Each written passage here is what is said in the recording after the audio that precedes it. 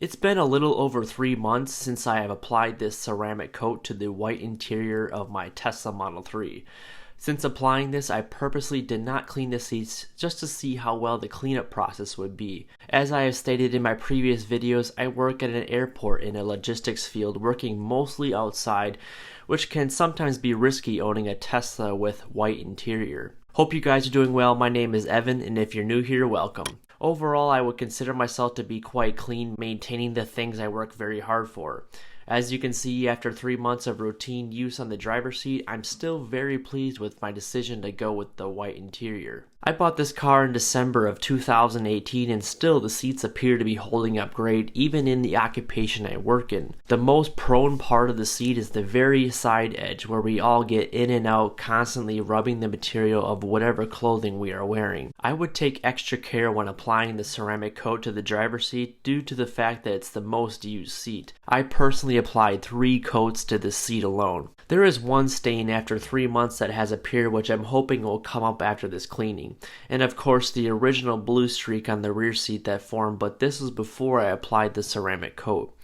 Maybe it's just me, but it appears to be slowly fading over time. I also do a little bit of ride sharing in this car, and looking at the rear passenger seat, which is almost always used first, still looks brand new. Before cleaning your seats, it's very important to vacuum your interior. I found this little handy vacuum on Amazon that plugs directly into the cigarette adapter on the Model 3 center console. It's also great for getting into all those hard to reach crevices with its included adapters. I'll post a link for this in the description. After you have vacuumed the seats very thoroughly, I wipe down the seats with a high quality microfiber towel and this lithium hyper cleanse solution. I would recommend doing this at least once a month to maintain the white color pop of the interior. Again, I waited 3 months. This should show you all the cleanup process. Regarding the ceramic coat protectant I applied in my last video, a few of you have asked if it made the seats feel any different. I can tell you I have applied 2 coats to all the seats and again 3 coats to the driver's seat, and I felt no change in the softness of the leather. It did not make the seat material harden nor cause any type of chemical reaction to the interior. While my driver's seat was not heavily saturated in dirt or stains after the cleanup, the seat still appears in great condition. I wouldn't call it brand new looking, but I'm really happy with how they still look after 2 years. Regarding that little stain we saw earlier, most of it came right up except that little tiny dot.